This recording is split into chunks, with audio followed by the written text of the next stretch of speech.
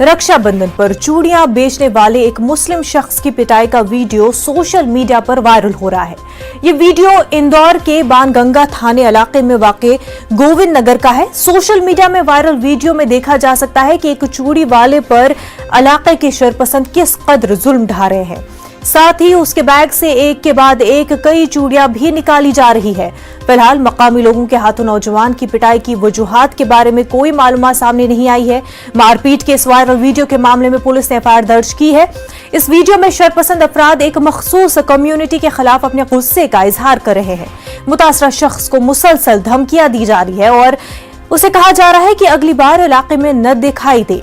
उसके साथ साथ जो नौजवान मारा पीटा जा रहा है वो मुसलसल माफी मांग रहा है और उसके बावजूद भी उसे पीटा जा रहा है। से मुझ थाना प्रभारी बाणगंगा को एक वीडियो देखने का मौका मिला है, जिसमें कि यह उल्लेखित है कि थाना बाणगंगा के गोविंद नगर कॉलोनी में कहीं किसी युवक की पिटाई की गई है और उसमें उसके साथ मारपीट करने के अलावा उसको कुछ अपशब्द बोले वाले कहे गए हैं। इस संबंध में कोई भी रिपोर्ट थाने पर किसी भी पक्ष के द्वारा अभी तक नहीं की गई। न इस संदर्भ में कोई अदमशेक रिपोर्ट आई है, न कोई अपराध पंजीबद्ध हुआ है और न ही किसी प्रकार का कोई आवेदन प्राप्त हुआ है। यदि किसी पक्ष द्वारा इस संबंध में कोई रिपोर्ट की जाती है तो उसके विरुद्ध यह सुनिश्चित किया जाएगा कि उसके विरुद्ध कठोर से कठोर कार्रवाई की जाए। मेहताब आलम इस वक्त हमारे साथ जुड़ चुके हैं। मेहताब आलम, इस पूरे मामले को लेकर के अभी तक क्या कुछ कार्रवाई हुई है? मुझे बता दें, कल का ये मामला है कि एक शख्स जो है बाणगंगा इलाका जो इंदौर का है वहाँ पर जो चूड़ी बेचने के लिए गया तो वहाँ पर कुछ लोगों के जरिए पिटाई के लिए की गई कि चूड़ी बेचने वाला शख्स मुसलमान है और वो पूरा इलाका जो बाणगंगा का है जहाँ पर मामला पेश आया है वहाँ पर बड़ी आबादी जो है हिंदू भाइयों की। तो उसका इल्जाम ये है कि जो है एक मुस्लिम लड़का जो है हिंदू बस्ती में आकर जो है चूड़ी बेचता है और हिंदू जो खवातीन है उनके जो है हकलाई को पकड़ता है, इसलिए उसकी चेस्ट पिटाई की और उसको जो है धमकी दी गई किसी इलाके में तुम्हें आना नहीं है। पुलिस ने जो है वहाँ पे बाणगंगा जो इलाका थाना है वहाँ पे जो है मामला दर्ज तो किया है, लेकिन मामला ये है कि अभी तक जो है जिसकी पिटाई की वो शख्स हो या जिसकी लोगों ने पिटाई की है किसी की तरफ से थाने में कोई मामला दर्ज नहीं किया। पुलिस अब ये देख रही है कि अगर इस मामले में जो वायरल वीडियो हुआ है इसमें किसी के जरिए से कोई शिकायत की जाती है तो उस बुनियाद पर की जाएगी। पुलिस जो है के नॉलेज में बात तो है, पुलिस मामले दर्ज करने की बात की कर रही है, लेकिन पुलिस ने अभी तक इस बात का इंतजार कर रही है कि उस मामले में कोई किसी शख्स के जरिए जो है वहाँ पर थाने में रिपोर्ट दर्ज की जाए तो उसके बाद उस मामले को आगे बढ़ाया जाएगा। लेकिन जब पुलिस इस बात की तस्दीक कर रही है कि ऐसा मामला हुआ है और उस मामला जिस थाने का है और वहाँ के जो थाना इंचार्ज है राजेंद्र सोनी इस बात को तस्लीम कर रहे हैं, लेकिन अब तक वीडियो की बुनियाद पर जो है कोई शनाख्त नहीं की गई है। वहीं पर अगर हम इस मामले को लेकर उज्जैन के मामले को देखें तो उज्जैन में आपने देखा कि 3 दिन पहले मुल्क मुखालिफ नारा लगाने के मामले में कार्रवाई की गई। वहीं पर उज्जैन के शहर काजी का कहना है कि शहर काजी जिंदाबाद का नारा लगाया गया था, जबकि जो मुल्क मुखालिफ कोई नारा नहीं और उन्होंने इस मामले में लेकर फॉरेंसिक जांच की मांग की गई है। ये एक नशे है, उज्जैन में इस तरह का वीडियो वायरल होता है तो उस पर कार्रवाई की जाती है, 4 लोगों पर एनएसए लगा दिया जाता है और वो उसी तरह का मामला जो है उससे लगे हुए इंदौर में पेश आता है तो वहाँ पर पुलिस इंतजार करती है कि जब तक किसी के जरिए जो इस तरह का मामला जो है शिकायत नहीं की जाती है तब तक जो है पुलिस अपने हाथ आगे नहीं बढ़ा रही है। बिल्कुल मेहताब, दोहरा रवैया यहाँ पर दिखाई दे रहा है। वही जहाँ वीडियो में साफ दिखाई दे रहा है कि कौन लोग पिटाई कर रहे हैं, क्या ये मुमकिन नहीं था कि उनसे पूछताछ किया जाए या उनसे जो है इस पूरे मामले को लेकर के कार्रवाई हो पाए? यकीनी तौर पर देखिए जो एक वीडियो है, वीडियो में सारी चीजें दिखाई दे रही हैं। अगर पुलिस चाहती तो उसकी बुनियाद पर कार्रवाई कर सकती। जिस तरह से मैंने उज्जैन के मामले का हवाला दिया कि उज्जैन में वीडियो की ही बुनियाद पर जो कार्रवाई की गई और उसमें वहाँ पर 25 लोगों के खिलाफ जो मामला दर्ज किया गया जिसमें 10 लोग गिरफ्तार किए गए हैं, 4 लोगों पर मुलज़्ज़ा एनएसए की कार्रवाई की गई है।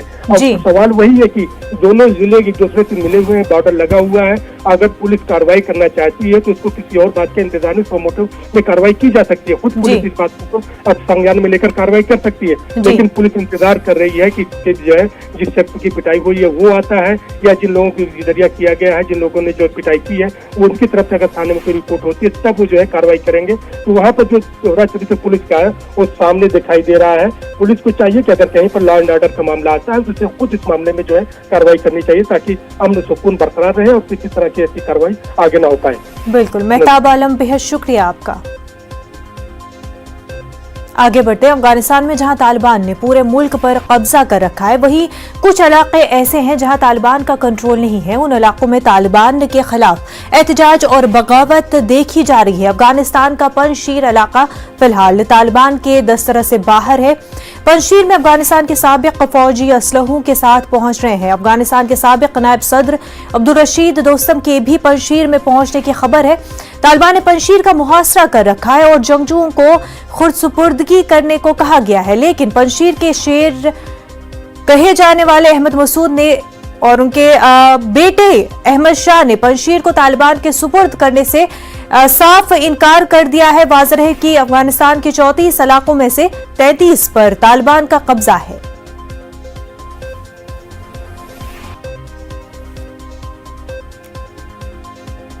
अफगानिस्तान की सूरत हाल के मद्देनजर इनखला जारी है। कुछ लोग पहले ही अफगानिस्तान छोड़ चुके हैं। जो लोग बाकी बचे हैं उन्हें उनके ममालिक में लाया जा रहा है। हिंदुस्तान ने भी अफगानिस्तान से अपने शहरियों को वापस लाने का सिलसिला जारी रखा है। अब तक 400 के आसपास हिंदुस्तानी शहरियों और अफगानिस्तान के अक़लियती तबके के अफराद को हिंदुस्तान लाया जा चुका है। गुज़िश्ता शब 146 हिंदुस्तानी को कतर एयरवेज और विस्तारा एयरलाइन से हिंदुस्तान लाया गया और ये सिलसिला जारी है। तो आपको बता दें कि हिंदुस्तानी शहरियों को वापस मुल्क लाने का सिलसिला जो है वो जारी है। लगातार इक़दाम किए जा रहे हैं और अभी तक कई हिंदुस्तानियों को वापस अपने मुल्क लाया भी जा चुका है और तमाम तरह इक़दाम किए जा रहे हैं। न सिर्फ हिंदुस्तानी शहरी बल्कि अफगानिस्तान में जो अक़लियती तबका है जो पनाह चाहता है उनको भी जो है हिंदुस्तान लाया जा रहा है, बहिफाजत उनको हिंदुस्तान पहुंचाया जा रहा है। वहीं आपको ये भी बता दें कि अफगानिस्तान में तालिबान ने पूरे मुल्क पर कब्जा कर रखा है, लेकिन कुछ इलाके ऐसे हैं जहां तालिबान का कंट्रोल नहीं है। उन इलाकों में तालिबान के खिलाफ एहतजाज और बगावत भी देखा जा रहा है। अफगानिस्तान का पंजशीर इलाका अगर देखा जाए तो फिलहाल तालिबान के दस्तरस से बाहर है। पंजशीर में अफगानिस्तान के साबिक फौजी असलहों के साथ पहुंच रहे हैं। वहीं अफगानिस्तान के साबिक नायब सदर अब्दुल रशीद के भी पंजशीर में पहुंचने की खबर सामने आ रही है। तालिबान ने पंजशीर का मुहासरा कर रखा है और जंगजुओं को खुद सुपुर्दगी करने को कहा गया है, लेकिन पंजशीर के शेर कहे जाने वाले अहमद मसूद के बेटे अहमद शाह ने पंजशीर को तालिबान के सुपुर्द करने से साफ इनकार कर दिया है। अफगानिस्तान के 34 इलाकों में से 33 इलाके ऐसे हैं जिन पर तालिबान का कब्जा है।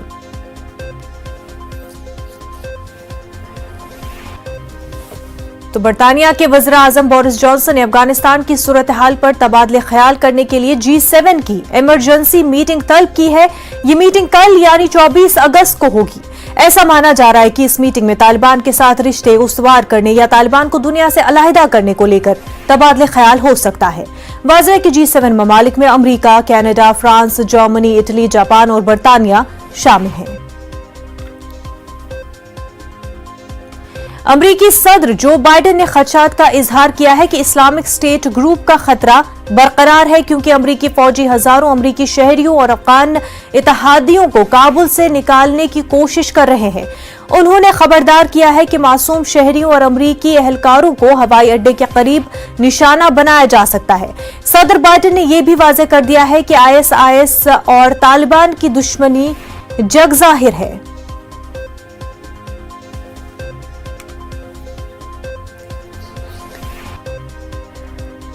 But we're under no illusions about the threat. I said on Friday, ISIS-K is a sworn enemy of the Taliban, and they have a history of fighting one another. But every day we have troops on the ground. These troops and innocent civilians at the airport face the risk of attack from ISIS-K from a distance, even though we're moving back the perimeter significantly.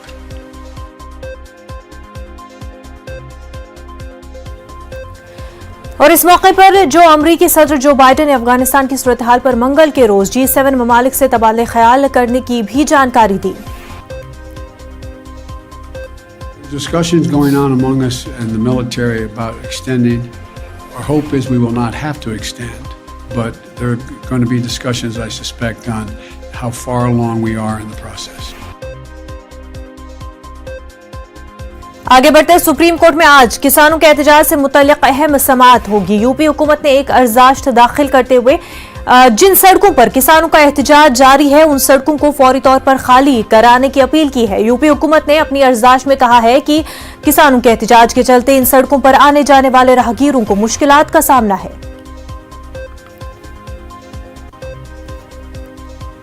तो आपको बता दें कि किसानों के एहतजाज को लेकर के अहम सुनवाई आज होने जा रही है। किसानों के एहतजाज से मुतल्लिक यूपी हुकूमत ने एक अर्जाश्त दाखिल की जिसमें कहा गया है कि जिन सड़कों पर किसानों का एहतजाज जारी है उन सड़कों को फौरी तौर पर खाली कराने की अपील की गई है। यूपी हुकूमत ने अपनी अर्जाश्त में कहा है कि किसानों के एहतजाज के चलते उन सड़कों पर आने जाने वाले राहगीरों को मुश्किलात का सामना है। हमारे नुमाइंदे सुशील इस वक्त हमारे साथ जुड़ चुके हैं। सुशील, काफी अहम सुनवाई होने जा रही है आज किसानों के मामले को लेकर के। जी बिल्कुल मुनज़्ज़ा, काफी अहम सुनवाई है क्योंकि लगातार 8 महीने से गाजीपुर जो और दिल्ली को जोड़ने वाला जो फिलहाल बॉर्डर है उस पर किसान प्रदर्शन को लेकर बैठे हुए हैं। हालांकि एक मोनिका अग्रवाल वहीं की एक लोकल रहने वाली हैं जिन्होंने सुप्रीम कोर्ट में अर्जी दाखिल की थी और उन्होंने कहा था कि रास्ते बंद हो जाने की वजह से काफी दिक्कतों का सामना करना पड़ रहा है। यूपी सरकार की तरफ से सुप्रीम कोर्ट में हलफनामा दाखिल करके ये कहा गया है कि फिलहाल हिंडन को जोड़ने वाली और साहिबाबाद से फिलहाल रास्ता कहीं ना कहीं दिया गया है। सबसे महत्वपूर्ण बात इस मामले में ये है कि फिलहाल यूपी सरकार भी ये कह रही है कि ये वैकल्पिक व्यवस्था है, लेकिन लोगों के फायदे के लिए और आराम के लिए NH-24 जोड़ने की कवायद की जा रही है और इसी सिलसिले में किसानों से बात की जा रही है। लेकिन जो किसान वहां पर हैं वो बुजुर्ग हैं। सबसे महत्वपूर्ण बात ये भी है कि यूपी सरकार की तरफ से कहा गया है कि जो किसान प्रदर्शन को लेकर सड़कों को बाधित कर रहे हैं ये कहीं ना कहीं गैर कानूनी है और इसी मामले पर कहीं ना कहीं विचार विमर्श जो है यूपी सरकार से और किसानों के बीच चल रही है, लेकिन अभी कोई बात बनती हुई नजर नहीं आ रही है। जी महत्वपूर्ण बात इस मामले में मुनज़्ज़ा ये भी है कि आज सुप्रीम कोर्ट इस मामले में सुनवाई करेगा तो देखना बेहद अहम होगा कि क्या सुप्रीम कोर्ट इस मामले में किसानों को हटाने को लेकर कोई आदेश जारी करती है या नहीं करती है। लेकिन कहीं ना कहीं तमाम हो रही दिक्कतों का भी फिलहाल हलफनामे में जिक्र किया है यूपी सरकार ने। तो मतलब 11:30 बजे के आसपास पूरे मामले की सुनवाई होगी। देखना बेहद अहम होगा कि सुप्रीम कोर्ट इस मामले में क्या कुछ अहम आदेश जारी करता है। बिल्कुल सुशील, बेहद शुक्रिया आपका। आगे बढ़ते, जात पर मबनी मरदमशुमारी को लेकर आज बिहार के वज़ीर-ए-आला नीतीश कुमार वज़ीर-ए-आज़म नरेंद्र मोदी से सुबह 11 बजे मुलाकात करेंगे। वज़ीर-ए-आला के साथ आरजेडी समेत 10 सियासी जमातों का वफ्द शामिल रहेगा। आरजेडी की जानिब से तेजस्वी यादव वफ्द में शामिल रहेंगे। वज़ीर-ए-आला ने वाज़ेह किया है कि जात पर मबनी मरदमशुमारी से मुतल्लिक तमाम जमातों की राय एक है, इसलिए मरकज को इसमें कोई मसला नहीं होना चाहिए। एक यूनानिमस रिजोल्यूशन हुआ था इसके पक्ष में और फिर 20 में भी विधानसभा में यूनानिमस और 19 में तो विधानसभा विधान परिषद दोनों में हुआ था। तो इसलिए सब लोगों की तो राय एक ही है, बिहार में कोई राय अलग अलग नहीं है। तो उसी को कहने हम लोग अपनी बात रखने आए। जरूर हम लोग सोचते हैं कि ये सबके हित में है, पूरे देश के हित में है और ये ऐसी बात नहीं है कि सिर्फ बिहार के लोगों की इच्छा है, ये पूरे देश के लोगों की इच्छा है कि जाति आधारित जनगणना कम से कम एक बार तो जरूर कर देना चाहिए ताकि सब चीज़ों के बारे में पूरी जानकारी हो जाए और उससे लोगों को सुविधा हो जाए और सरकार को भी किसी भी निर्णय को लेने में सहूलियत हो। कह रहे हैं कि नीतीश कुमार के दबाव में आकर जाति जनगणना हाथ पर हाथ धरे सब लोग बैठे हुए। कौन क्या बोलता है हमको तो मालूम नहीं है, हमसे तो खुद आके मिले और उन लोगों ने कहा कि हम लोगों को चल के मिलना चाहिए, ठीक है, और उसके बाद ही तो कर दिया है। इसको दबाव कहते हैं, आप जरा बताइए तो। हमारे नुमाइंदे अमितेश बराह रास्त हमारे साथ जुड़ चुके हैं। अमितेश, नीतीश की कब जो है वज़ीर-ए-आज़म से मुलाकात कितने बजे होगी और उनके साथ कौन कौन से लीडरान होंगे?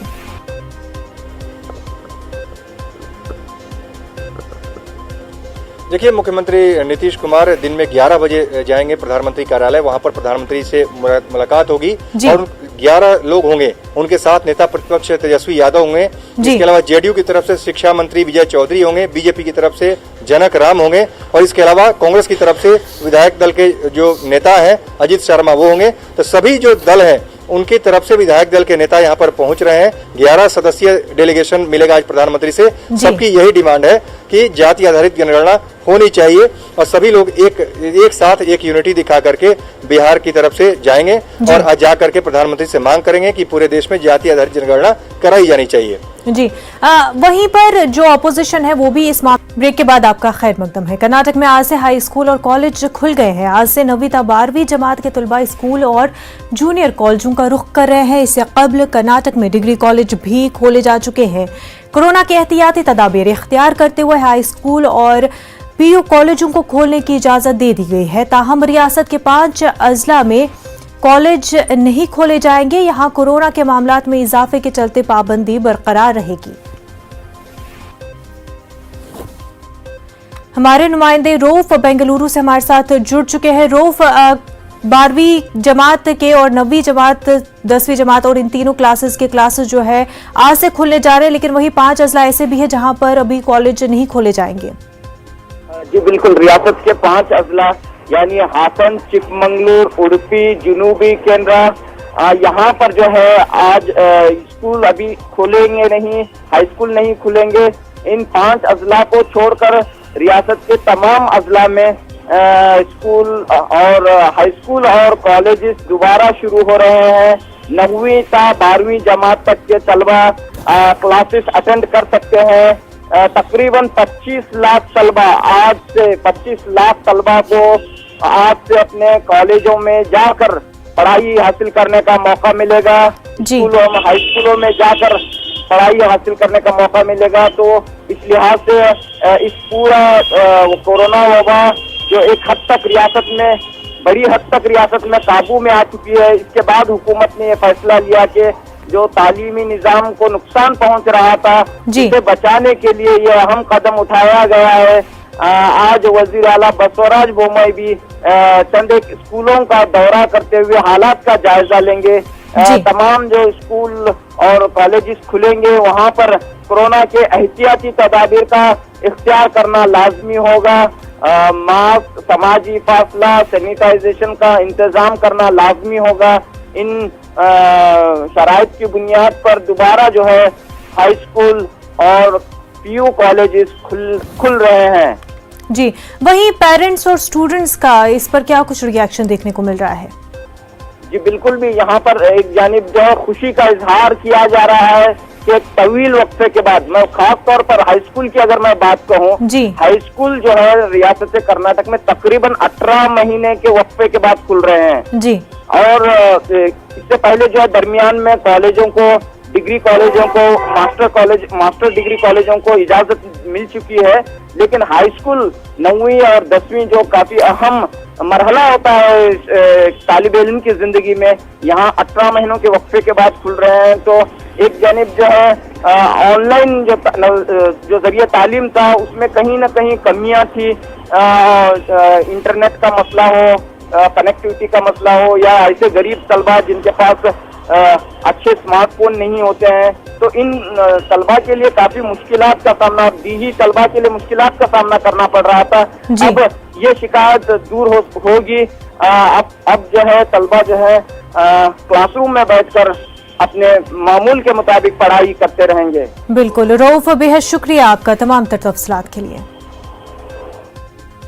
आगे बढ़ते, आज यूपी के साबिक सीएम कल्याण सिंह की आखिरी रस्मात की अदायगी बुलंदशहर के नरोरा में होगी। आखिरी रस्मात की अदायगी में यूपी सीएम योगी आदित्यनाथ भी शामिल होंगे। वज़ीर दाखिला अमित शाह और राजनाथ सिंह के अलावा बीजेपी के कई बड़े लीडरान शामिल होंगे। आखिरी रस्मात की अदायगी में शामिल होने वाले लोगों के लिए बच्चा पार्क में बैठने का इंतजाम किया गया है। कल्याण सिंह की जस्ते खाकी अलीगढ़ के अतरौली से रवाना हो गई।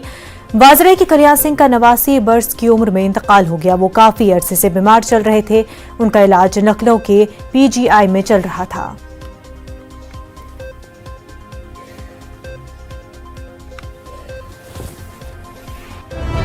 इस वक्त की बड़ी खबर आपको जम्मू कश्मीर से बता दे, आसमान में सुर्ख जर्द रंग की शय देखने को मिली है। पुलिस और बीएसएफ की जानिब से तलाशी मुहिम जारी है। फौज की जानिब से फायरिंग के बाद वो उड़ते हुए पाकिस्तान की जानिब चली गई। आज अलसुबह बैनुल-अक़वामी सरहद के करीब अरनिया सेक्टर में नजर आई। आपको बता दें, आसमान में सुर्ख और जर्द रंग की टिमटिमाती शय नजर आई है। जम्मू कश्मीर से आपको ये हम खबर बता रहे हैं, सुर्ख और जर्द रंग की टिमटिमाती शय नजर आई है। वहीं अलसूब बैन-अ-क़वामी सरहद के करीब अर्निया सेक्टर में ये शय नजर आई है। पुलिस और बीएसएफ की जानिब से तलाशी मुहिम जारी है। फौज की जानिब से फायरिंग के बाद वो उड़ते हुए पाकिस्तान की जानिब चली गई।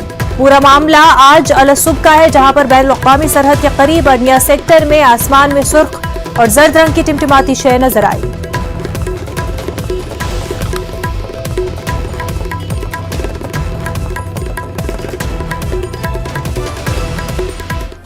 कोरोना वबा के दौरान बाहमी इमदाद और इन्हिसार का जज्बा मुस्तहकम हुआ है। मुल्क इस वबा से मुत्तहिद होकर मुकाबला कर रहा है। टीकाकारी के ऐलान के बाद हम बेहतर ताउन करें, जिससे हम कोरोना को मात देने की जानिब कदम बढ़ा सके। नेटवर्क 18 इस मुहिम में हर कदम पर आपके साथ रहेगा। जब तक सभी महफूज नहीं होते, तब तक कोई भी महफूज नहीं होगा। इसी सोच की बुनियाद पर हमारी मुहिम संजीवनी का मकसद ये यकीनी बनाना है कि वैक्सीन पाना सभी हिंदुस्तानियों का हक है।